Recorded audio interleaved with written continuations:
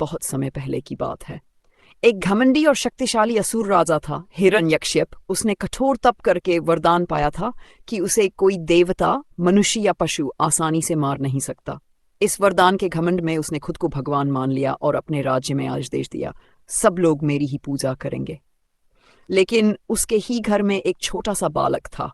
उसका बेटा प्रहलाद बचपन से ही भगवान विष्णु का परम भक्त था। वह हर समय नारायण नारायण जपता रहता।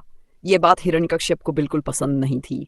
उसने अपने बेटे को समझाया, डराया, धमकाया, पर प्रहलाद नहीं माना।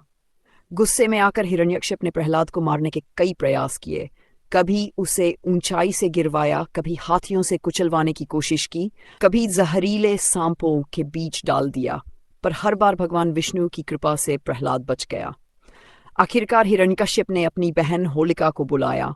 होलिका को वरदान था कि आग उसे जला नहीं सकती। राजा ने कहा, तुम प्रहलाद को अपनी गोद में लेकर आग में बैठ जाओ ताकि वह जल जाए। होलिका ने ऐसा ही किया। एक बड़ी चिता तैयार की गई। चारों ओर लोग इकट्ठा हो गए। होलिका प्रहलाद को गोद में लेकर आग में बैठ गई, लेकिन प्रहलाद भगवान का नाम जपता रहा। उसे बिल्कुल डर नहीं था। तभी एक चमत्कार हुआ। होलिका का वरदान निष्फल हो गया क्योंकि उसने उसका उपयोग बुरे काम के लिए किया था। आग की लपटें बढ़ीं और होलिका जलकर राख हो गई, जबकि प्रहलाद सुरक्षित बाहर निकल आया। लोगों ने देखा, सच्ची भक्ति और अच्छाई की जीत हुई और अहंकार व बुराई हार गई। यही घटना होलिका दहन के रूप में मनाई जाती है। कहानी यहीं खत्म नहीं होती। जब हिरण्यकश्यप को यह पता चला तो वह और क्रोधित हो गया। उसने प्रहलाद से पूछा, तेरा भगवान कहाँ है? प्रहलाद ने कहा, वह हर जगह है। गुस्से में राजा ने एक खंभे पर वार किया। उसी क्षण खंभे से भगवान नरसिंह प्रकट हुए, आधा सिंह आधा मनुष्य। उन्होंने हिरण्यकश्यप का अंत कर दिया और प्रहलाद की रक्षा की। तब से हर साल होली से एक दिन पहले होलिका दहन मनाया जाता है।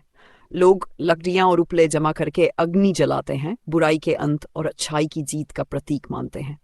यह हमें सिखाता है, अहंकार और अन्याय का अंत निश्चित है। सच्ची भक्ति और अच्छाई की हमेशा जीत होती है। बुरे इरादों से मिले वरदान भी काम नहीं आते। अगले दिन रंगों वाली होली खेली जाती है, जो खुशी, प्रेम और नई शुरुआत का प्रतीक है। होलिका दहन की कहानी का आधार हिंदू धर्म के प्राचीन ग्रंथों से आता है, खासकर भागवत पुराण और विष्णु पुराण से। इन ग्रंथों में प्रहलाद, हिरण्यकश्यप और होलिका की कथा विस्तार से मिलती है। कहानी का आधार क्या है? इस कहानी का मुख्य आधार है बुराई पर अच्छाई की जीत, अहंकार का अंत, सच्ची भक्ति की शक्ति। प्रहलाद भगवान विष्णु के भक्त थे, जबकि हिरण्यकश्यप खुद को भगवान मानता था। होलिका को आग से न जलने का वरदान था, लेकिन उसने उसका गलत उपयोग किया, इसलिए वह जल गई और भक्त प्रहलाद बच गए। यही कारण है कि होलिका दहन को बुराई के दहन का प्रतीक माना जाता है। ये परंपरा कहाँ से शुरू हुई? प्राचीन भारत में यह कथा सुनाने और अग्नि जलाने की परंपरा शुरू हुई।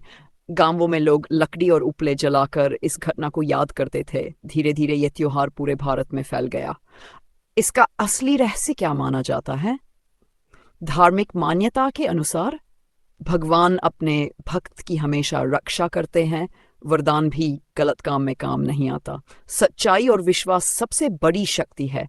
इसीलिए होली से एक दिन पहले आग जलाकर लोग अपने अंदर की बुराई, नफरत और अहंकार को जलाने का संकल्प लेते हैं। ऐसी जानकारी सबसे पहले पाने के लिए चैनल को फॉलो ज़रूर करें।